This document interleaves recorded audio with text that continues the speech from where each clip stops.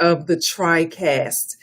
You might be watching this on Facebook Live or YouTube or LinkedIn, but wherever you're watching from, if you're up, get ready to listen to the conversation. If you're new to the conversation, I want to say welcome.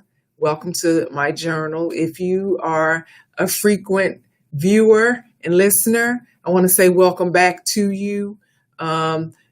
Today, the conversation is going to be about Kamala Harris and the upcoming general national presidential election. As you probably already know, Kamala Harris has been named as the vice presidential partner to Joe Biden, who is the Democratic candidate, or in the I think the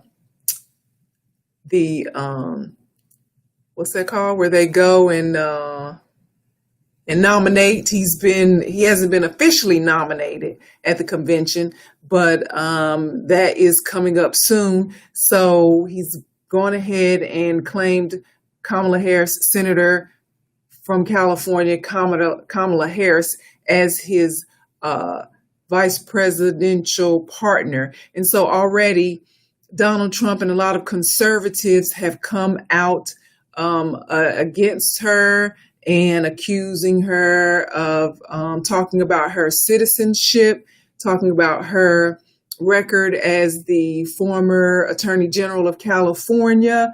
That's what she did before she was a senator. And so we should expect that. That's what Donald Trump does. That's his playbook. He attacks people based on certain things. And so it's kind of like same playbook. So next is going to be, it's a predictable playbook. So Donald Trump has talked about her, but surprisingly, there are some traditional Democratic voters who say just because Kamala Harris has been placed on the ticket along with Joe Biden to be his vice presidential running mate doesn't mean that you're automatically going to get their vote.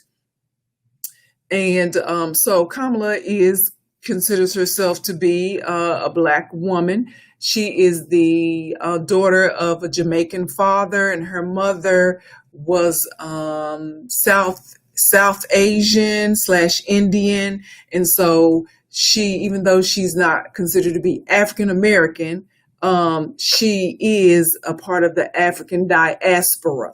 And so for that reason, she's probably going to get a lot of votes. And essentially, that's why she was chosen. That's why Joe Biden, the presumptive presidential Democratic candidate, that's why he chose Kamala Harris to lock in the Black vote. But we are going to expect more from her than, I know I will. Let me just speak for myself. I'm going to expect more from her than just to be a pretty brown girl face on at the top of the ticket, because most of us we lived through the Obama presidency, the Obama administration. And so I have some reservations about Kamala Harris's record. But if I vote, it will be for Kamala Harris. And of course, Joe Biden will get the benefit of my vote because she is, like I said, not just a Black woman, but she has experience. She is smart. She brings a lot of experience in the criminal justice system. And so she has proven herself to a lot of people. She's proven herself. So she has become the chosen one, the token iconic Black political figure. And so I say that with all due respect, because, with the white power structure, there are only going to be a handful of Black people that they allow to ascend on that political ladder so far up. There might be one or two. Let's say there might be a handful, but in the end, they're going to pit those people against each other, and they're going to have to fight it out to see who makes it to the top, kind of like they did during slavery with the big bucks. They had them fight against each other to be considered as the top buck slave. So that essentially is what happened for Kamala to be chosen to be Joe Biden's vice presidential running mate. She was pitted against other formidable Black women, and she won out because apparently they feel as if she is the better candidate or the one who's going to bring and lock in the Black votes. But like I said, we all have lived through the Obama administration, and one of the things that I know that we did not consider, most of us, we came out overwhelmingly in 2008 to help Barack Obama become the first Black president of the United States. And so we assumed a lot of things. At first, we were just proud to have a Black man in the White House. And so as time went on, we soon realized that was the highlight of his presidency for the Black community, is that he's there and he has the same color skin as we do. But as far as legislation and policies that helped us, that would help our Black community specifically, that never happened. And so we assume that because we were skin folk, we assume that he would be kinfolk and look out for us, but that's not necessarily so. And so we have to now, with Kamala Harris, we have to not assume. We have to not assume that because she's a Black woman that she's gonna do write legislation, or she's going to be the someone who's going to speak up on behalf of all Black women. We can't assume that. We can't not assume that because she graduated from a historically Black college, Howard University, that she is going to do things to show favoritism to historically Black colleges and universities. We can't assume that. We can't assume that she's going to actually speak up for and propose reparations for American African descendants of slaves. We can't assume that because we assume that so many times in the Obama presidency, and we didn't get any quid pro quo. So this time around, we have to let our requirements, let it be known what we expect in exchange for our vote. And so that's where we are. And when Kamala was asked about reparations, how she felt about that a couple of months ago, not even a year ago, and you can look it up on YouTube. And then I'm going to put in here in the chat, look for Kamala Harris's comments about reparations. And you know what I've realized is that when I do this TriCast, even though I'm typing it in and I see that that it has posted, you might not be able to see it based on if you're on LinkedIn or YouTube. So just be sure to go and do a search on, I know it's on YouTube, for Kamala Harris's comments on reparations. And essentially, she said that she didn't plan to do anything specifically for Black people, but she said, when I do propose legislation that Black people will benefit. So that's the same as Barack Obama saying, a tide lifts all boats. And we know, based off of the 8 years that President Obama was in the White House, that's not necessarily true. In fact, it's not true. And so she has already said, Kamala Harris has already said she doesn't plan to focus on being the savior of Black people in America. And so, having said that, we should look at what it is that we want for our vote in between now and November, when the election is scheduled. And I say scheduled because they're working on trying to discredit, or trying to I guess discredit is the right word. They are trying to discredit any results that would not be favorable to them, the Republicans, namely President Donald Trump. So as it stands now, the election is in November. And so between now and November, we need to be letting President or the candidate Joe Biden and candidate Kamala Harris, President and Vice President candidates, we need to let them know what we require from them in exchange for our vote. And so whether you have three choices. You can vote for a Republican, in Donald Trump, and I can't even remember his vice president. I can't remember the vice president's name. Anyway, or you can vote for the Democrats. That would be Joe Biden and Kamala Harris. Or you can vote with your butt on the couch and stay home. But so I don't want to tell you who to vote for, but I do want to tell you to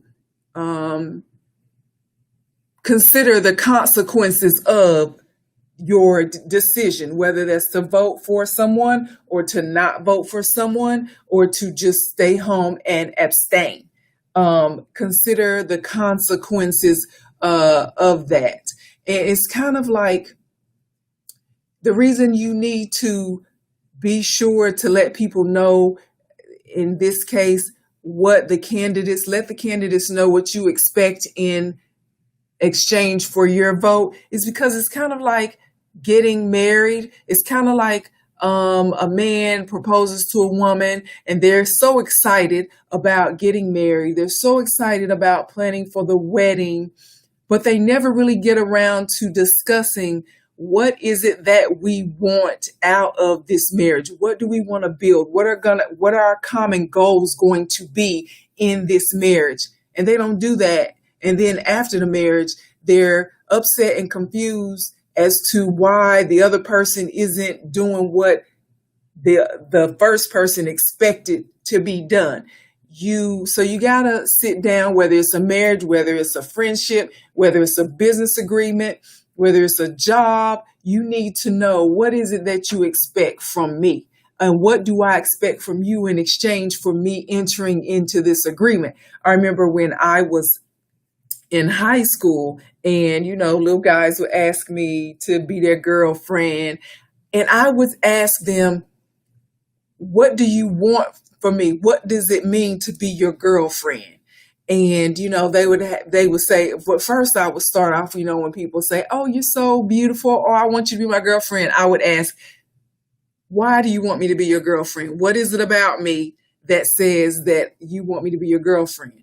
And from the looks on their faces, it was as if no one had ever questioned them about their statements. No one had ever asked for feedback on, okay, you like me and I like you, but what does that mean if we're going to go forward in this thing called boyfriend, girlfriend? And so I would get those looks. And so I say to you, before we give people our votes, before we allow people to the benefit of whatever it is that we have, we need to understand what is it that they, what is it that you want from them in return. And so I made some little notes because I can't remember everything. But so we cannot assume, and here are the demands that I would say if I had a chance to talk with Kamala Harris or Joe Biden or even Donald Trump. But let's focus on the Democrats right now. Here's why we're going to focus on them, because we as African Americans, we as African descendants of slaves, we have a history of voting Democratic. The Democratic Party has a history of depending on us to support their agenda. But here's the thing. We got an agenda, Black people, and we need to let people know what that is. And if you want our vote and our support, then you need to adopt our agenda to some degree as we continue along in this agreement. And so I would say the first thing that we need from them, and if you don't want to use, you can use this video and show it and like and share, or you can make your own video. But since you're sitting here with me tonight, then, or in the morning, depending on where you are, I would say the first thing that we want is reparations. We want serious talks about reparations, and not just talk. We want some signing of some bills, because here's the thing. During this COVID pandemic, when, before that, everybody talked about how, oh, we don't have the money, oh, we can't, it's going to take 5 or 6 years, we need to do a study and all of that. But when they decided to give people money, did it take that long? No, it took about a couple of weeks, and they signed some bills and some checks was in the mail, okay? And the checks came on time in the mail. Donald Trump talking about how the post office can't get it done, but that money got to us. So I would say reparations is what we want first. Secondly, we want federal legislation that makes calling in erroneous 911 calls the same offense as filing a false police report. False 911 calls equal a false police report, and people need to be fined and or jailed for doing that. Number 3, we want legislation that and money to support the redirecting of funds for local police departments. We want for the federal government to send money to the states, and the states to send money to the local budgets, the city councils, so that we can direct the funds from how they're spent now in the police department, so we can do more community policing programs. And that's important. Now, here's the thing. I was reading something the other day where it said the Louisville Metropolitan Police Department has had so many resignations, like 30. Did it say 30? Because that doesn't sound like a lot. So maybe it was more than that. Let me see if I can look it up right fast. They were talking about, anyway, they were talking about how so many police had resigned in the past month since all of the protests against police brutality and trying to get Daniel J. Cameron, the Attorney General of Kentucky, to quit wasting time and stalling for time and go ahead and end the investigation into the Breonna Taylor's murder. Okay, so it says more than 30 Metropolitan Police Department officers in Louisville have resigned at the end of July. So I guess that's supposed to be a lot of people. So it says fleeing the force, experienced officers leaving. And so here's the thing. It's saying that, they're leaving because they're upset or they don't like the direction that things are going, and they're not getting the support they normally get. And I say good riddance. If you leaving because you feel that you don't have the unilateral freedom to go bully, lie, and kill people like you normally do, then I say good riddance to you. And that's we are going to have those people. We are going to have those things to happen. But in the process, you're going to get rid of some people, and you're also going to have the Fraternal Order of Police. That's the National Police Union that always seems to be ready to take up and defend these bully, liar, killer cops across the country who brutalize the citizenry that they're supposed to be protecting. And then, of course, they're going to come up and say, we're going to picket and protest, and we're going to do sick outs, and they're going to have all these things that they want us to be afraid of. But I say, go on. I say, bye. I say, kick rocks. Do whatever you got to do, because we're going to do what we got to do. And so that's what I would ask of if Joe Biden becomes president and Kamala Harris becomes vice president.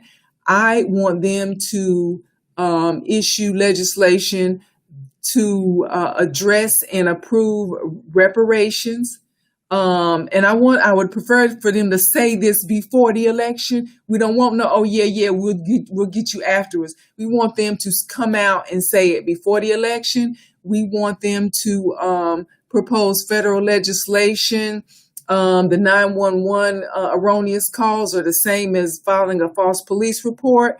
We want money for the redirecting of funds to make more community policing programs. And last but not least, is probably second to reparations, in my opinion, is we want Joe Biden to appoint Black federal judges to counter all the conservative judges that Donald Trump has appointed in his one term. Okay, I don't know if you know it, but Donald Trump has appointed 200 judges in his 3.5 years as president. 200. And 53 of those are federal appointments across the country. And that's the most appointments that a president has done in one term in the past 50 years. And so you might say, well, why should we care about judge appointments? So what? Well, here's so what. First of all, if a person is appointed as to a federal judgeship, they are appointed for life. So good or bad, that person now has the reins and is in charge of the law for life. Okay, that's one thing. Number two, as a conservative judge, what does a conservative judge look like? Most of the time, the conservative judge is an old white dude. Okay, there's a lot of people going through the criminal justice system that are not old white dudes. And so when you have a federal judge who 9 times out of 10 is an old white dude, and you come before him or her, if it happens to be a woman, in a case, most of the time that judge they don't think they have anything in common with you. So they don't show you any consideration. They don't consider your circumstances. They don't have empathy for you. You don't look like them. It's kind of like when you go for a job. Let's say you go for a job interview, and it's your job in that job interview to appeal to the person who is the hiring manager, let's say. Okay, so you go in, you look nice, you got your best suit on, and you sit down and they say, okay, tell me about yourself. So in the process of exchanging of the information, they ask you, where'd you go to college? Well, either you went to college and maybe they went to Harvard or Yale or, some upper class, what is that called? Ivy League university. But maybe you didn't go to Harvard or Yale or another Ivy League university. Maybe you went to an HBCU, but they don't even know what Howard University is. They have no idea because they're thinking, okay, what is that? That's not Ivy League. So you went to college, but you didn't go to the right college as far as they're concerned. So you like to play sports, but not golf like they like to play. That's their sport. You like to go out after work, but maybe not doing the things that they like to do after work. They ask you, where are you from? You are from, Seattle. They grew up in New York. So you kind of like the bond or the whatever it is that you're trying to build, that bridge. It's not there because you just don't have the same common traits. Just things are not, So now your competition comes in. Now this person, they either went to an Ivy League university or their parents went to Ivy League university, or maybe the hiring manager brought them in for the job because they know their parents. This person likes to play golf. This person likes to fish. This person likes to do everything that the hiring manager likes to do. Now, you got the degree, you got the experience, and you're ready to start. And this person has a degree, has the experience, and they're ready to start. Who do you think gonna get the job? They're going to get the job because the hiring manager has more in common with that person. So it really had nothing to do with, do you have the experience, even though you did? And maybe you should have gotten, maybe, you're thinking, why does all that matter? Because I'm ready and I even might have a little more experience than a person who got the job. But because maybe they appealed to the person, it was a white dude who came in for the job. They know their parents. They went to Ivy League University. So that hiring manager has little to no empathy, little to no common traits that you have. You don't mesh. But that doesn't mean that you shouldn't get the job. But oftentimes that's why you didn't get the job. Okay? Because you don't look like them. You don't do what they do. And you didn't go to the schools that they go to. And so going back to the courts, a conservative judge thinks he feels like, or she feels like, I don't have anything in common with this defendant. And then you might end up with a court-appointed attorney in that criminal or that court case. The court-appointed attorney is probably a white person, a white man. And so the court-appointed attorney could care less whether you get convicted or whether you get to go home. All he or she wants to know is, am I going to get paid? Then you're in front of an all-white jury. That all-white jury, it becomes less about are you guilty or innocent, and it becomes more about their perception of your guilt or innocence and how they look at you. You might be the iconic person that they think is a guilty person. And so even though you might be innocent, but because they're white, you're black, they think all black people are criminals.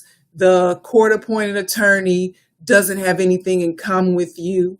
The judge, even though all of them probably are just as freaky, just as shady, just as sketchy, they broke the law, but nobody knows about it. So they'll claim, oh, I have nothing in common with that person. And so you have all those things against you as a black and or brown woman or man in a court full of people who the laws say you should be treated fairly, and you should be looked at as innocent until proven guilty. But because the perception is, and the law is really the interpretation of who's in charge at the time, basically. So all these white people, and that goes back to appointing judges, conservative judges, who really don't care. They don't show consideration. They don't, because they don't have to, because they feel like that you're guilty from the start. So that's why it's important for, if Joe Biden and Kamala Harris become the Biden-Harris administration, that's why it's important for them to try to counter these 200 conservative judges that Donald Trump has appointed, with some people of color. And since I care about my Black people, we want some Black judges. We want some Black women, some Black men. We want some, because it's a lot of them out there. So for him to, I think none of the 200 judges that Donald Trump appointed were Black men or women. None of them. None of them. You mean to tell me in 200 judges you can't find no Black people who are qualified, but you steadily lining up the courts with these people who are half qualified based off of the hearings and the videos that I'm watching of these confirmation hearings of these people? Some of them are not even qualified, have no experience. And so that's what I would say are our demands. And what would I have as a demand for the Trump administration? I would have the same demands. Since we know Donald Trump knows how to appoint some judges, I would say start appointing some Black judges. Kanye West, if you want to be involved in the process, tell your boy Donald Trump to start appointing some Black judges to the federal benches around the country. And it's very important that we we know how detrimental this is to Black and brown people, because there are two instances that I want to, well, three. But the first one, the instance that I want to show you as an example, is that recently, you might have seen it. It was a man in Louisiana. He has been on death row. No, he's not on death row. I'm sorry. He has been in prison has a life sentence was delivered to him 20 years ago for robbery. So you heard me right. It's a man in Louisiana has been in prison with a life sentence for the past 20 years for robbery. Now, he recently filed an appeal to the Louisiana Supreme Court, asking them to commute his sentence from life to time served, because it was robbery and it's been 20 years. And it was maybe like I think there were 6 justices. 5 of them are white men. 1 of them is a Black woman. All 4 of it was 4 or 5 of the predominantly the white judges, Supreme Court justices in Louisiana, struck down his appeal because they said it was justified. Now, the Black woman said that she would be willing to change his life sentence to time served, because it's 20 years for robbery, and that because his time didn't fit the crime. But because she lost out 4-1 or 5-1, this man has to stay in there. Now, you mean to tell me 20 years for robbery when you got people who do less time for murder? So it's because those white judges don't have empathy for anybody else other than somebody who looks like them. That's the first example. The second example is I was gonna tell you this one next, but let me go to this one. I know you might have seen the movie Just Mercy, and that's talking about the attorney Brian Stevenson in Alabama, and how he has started the Equal Justice Initiative. And as a matter of fact, last year for my birthday, I did a tour of museums and did a lot of things, but I ended up going to Montgomery, Alabama, to the Equal Justice Museum and the lynching museum. And if you seen the movie Just Mercy, it showed you the timeline for where Brian Stevenson, he was played by Michael B. Jordan, how he helped some men that were placed on death row, and how he helped to get their sentences overturned and released because they were railroaded and they really didn't do it, or they got more time than they should have. So anyway, I was watching a documentary on HBO, and it was a documentary kind of like the partner to the movie Just Mercy. And anyway, in this documentary, one of the inmates that Brian Stevenson was working with, he was convicted around 1986, I think it was, 86, 87, of murder. And he was on death row and had been on death row for like 16, 17 years by the time Brian Stevenson started to work his case. So Brian Stevenson worked this convict's case because the man said he was innocent. The man said, the gun that they said that I used to shoot the person to murder them, they never tested the gun. Had they tested the gun, they would have realized the bullets that they found in the murder victim did not come from the gun they said I used. And so they did an interview with the guy, because he since has been released, but they did an interview with him, and he said when he told them back in 1986 that he did not do this crime, the police who arrested him said, "You're a black man, the judge is white, the attorney's white, the jury is white, you did it." That's their thinking. That's why we need to have more people of color, more black judges on the bench around the country.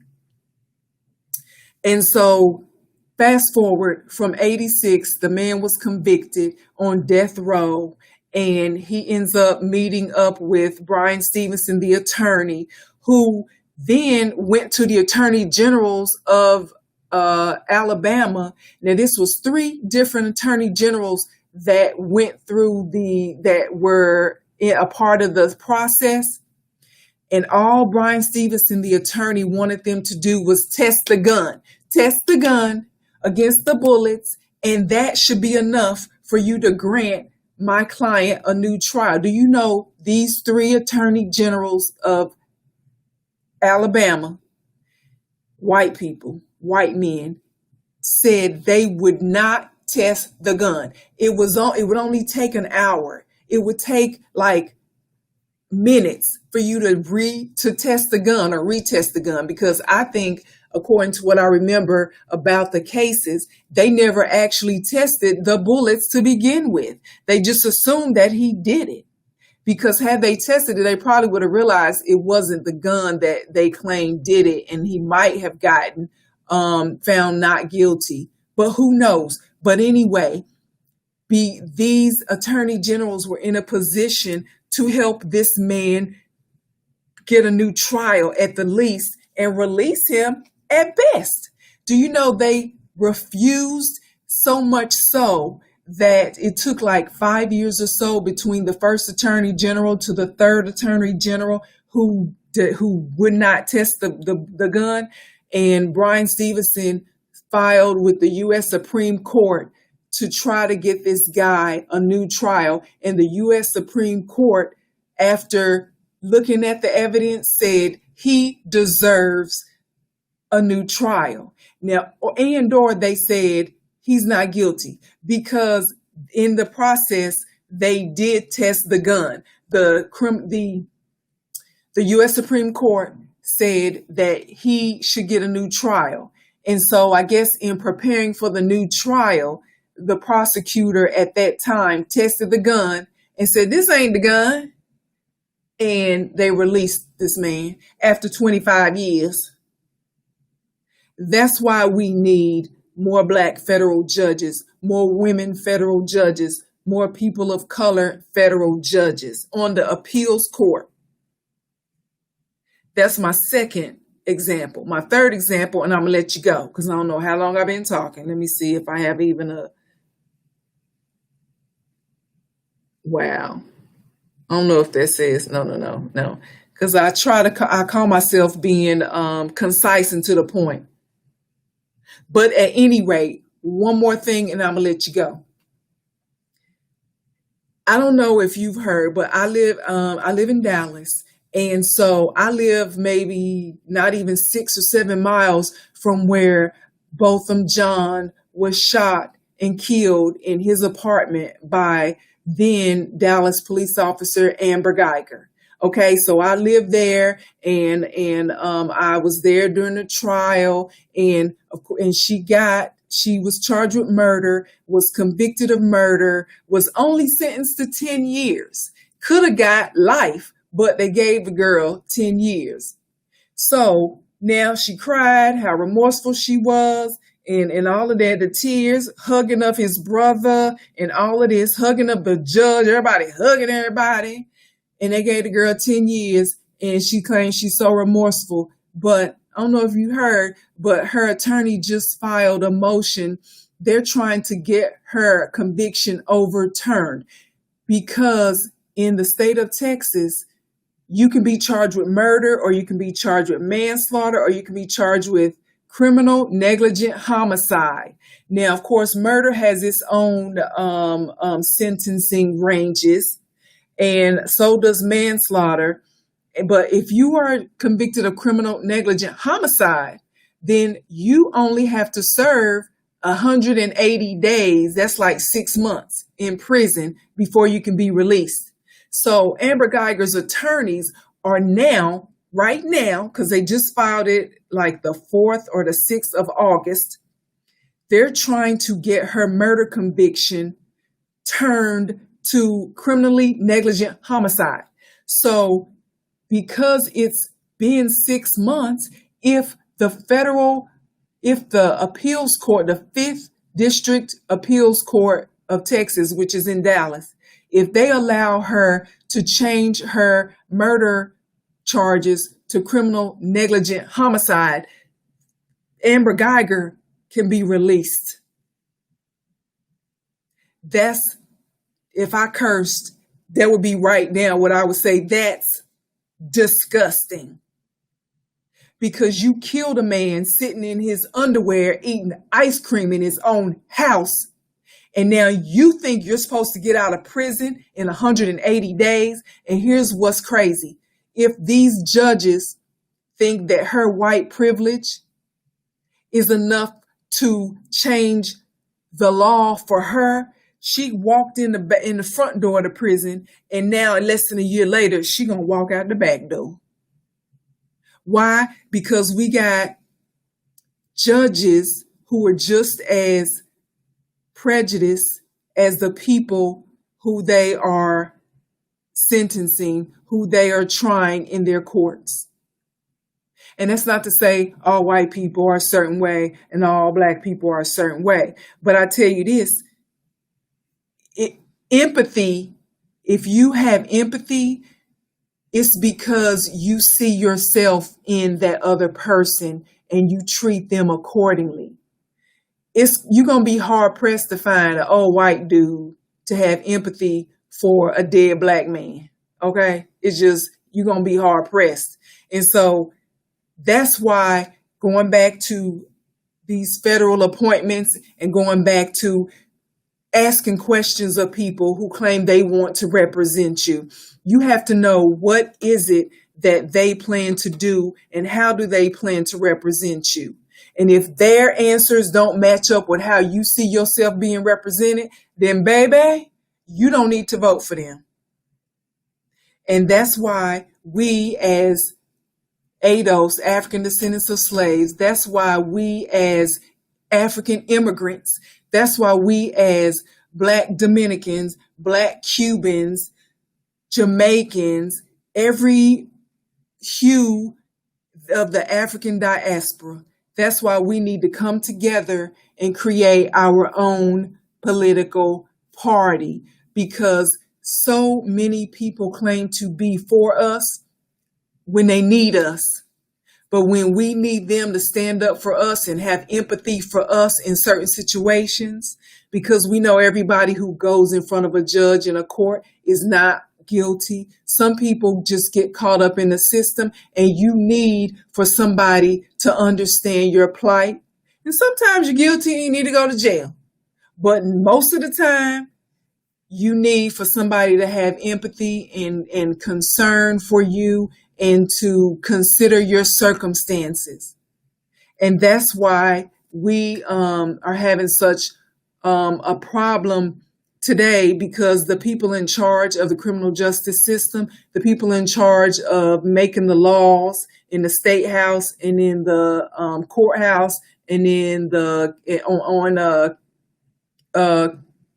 Capitol Hill, they don't look like us, and they don't care about us, most of them. So, and even if they do look like you, like I said, your skin folk ain't always your kin folk. So, that's all that I have to say. So, I appreciate you liking and sharing this video and posting it and reposting it. And I was going to tell you, what was I going to tell you? Look for Kamala Harris's comments about reparations. And also I created a change.org petition to keep Amber Geiger in prison where she belongs. Both of them, John can't go home. So Amber Renee Geiger, you can't go home either. So go to change.org to see the petition to keep convict Amber Geiger in prison. So to find out about the other things that I care about, go to the written version of my journal. That's at eurweb.com. Thank you so much, and you have a super day.